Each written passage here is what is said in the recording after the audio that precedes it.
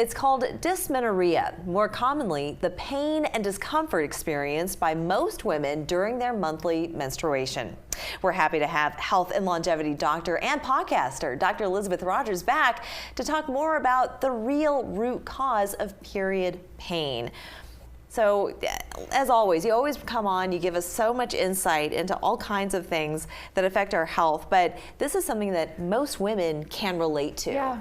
So, why is it that some of us experience such horrible pain during our menstruation? So, this is one of my favorite topics to talk about, especially with women, because we're always told it's our hormones. It's always the hormones, when in reality, what's actually going on has more to do with our immune system during that time of month.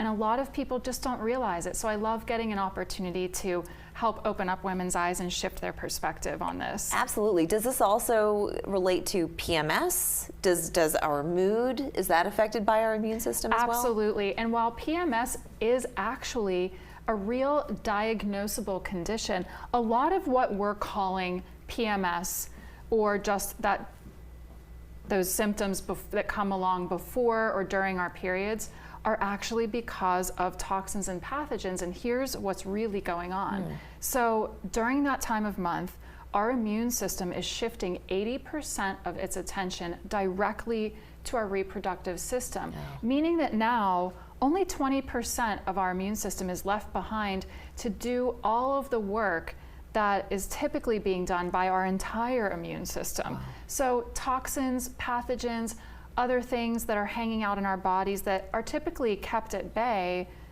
because of our immune system now have a chance to launch an attack because we're in a more vulnerable state. Oh goodness. Is there any way to control it? Because our environment has a lot of impact, but you can't necessarily change your environment every time that time of the month comes along. Exactly. But what about things that we can nourish ourselves with, or ways that we can care for ourselves? One of the best things we can all do is just start to target and focus on our immune system. So doing things like increasing our vitamin C intake. That doesn't have to be through a healthy supplement. That can be through increasing our intake of orange juice, citrus fruits, or other things that have a lot of vitamin C in it. Zinc is another really important source for the immune system, and most people are actually deficient of it. So finding a liquid zinc sulfate supplement that's free from alcohol is another really fantastic way to target the immune system. But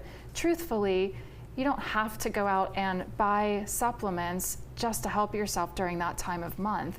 Just focusing on healthy, whole fruits and vegetables is really going to help keep your immune system nice and strong. And how do people best prepare? Because it's always good to jot down when it starts, when it ends, and to do that month after month so that you have some sort of an idea as to what the onset is looking like. Absolutely. This is why I love cycle tracking. I know there are a lot of great apps out there that you can use, but you don't need an app. Mark it on the calendar. That's what I actually do. I'm an old-fashioned kind of girl, so I still love my planner that I use with my pen and my paper.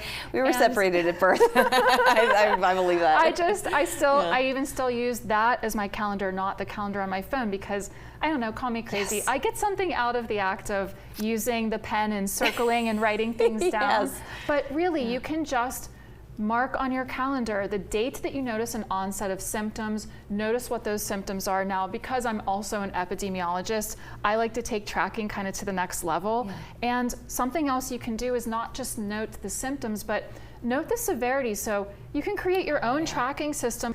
The cool thing about that is then you can actually watch your progress. And let's say you notice some symptoms one month, and next month you decide, all right, since this happened, or I got some acne this many days before my cycle started, next month I'm going to start targeting my immune system. Let's see if that makes a difference. And maybe you're going to notice that the severity of the symptoms improves, or they start to reduce or eliminate themselves altogether. That's great advice. And would you recommend also just maybe altering your diet as you lead up to those days? So anticipating maybe a week prior before you think your cycle will start? Yes, and one of the best things that you can do that's popping into my mind, so I know it's important, is if you change one thing, even if you don't drastically change your diet or your lifestyle, get really good at hydrating yourself. Oh yes. That is one of the best and healthiest things you could do. I could tell you so many stories, so we'll talk about it more another time. And but it's a great look better too, because we all get so tired and dehydrated. Great advice, Dr. Rodgers. For anyone who wants more information, where should they go? Definitely, you can head to my website, which is drelizabethrodgers.com, or my podcast, which is where I pour my heart and soul out, and it's called The Bridge, a Transformational Health Podcast with Dr. Elizabeth Rodgers. Thank you so much. Good to see you. We're back after this.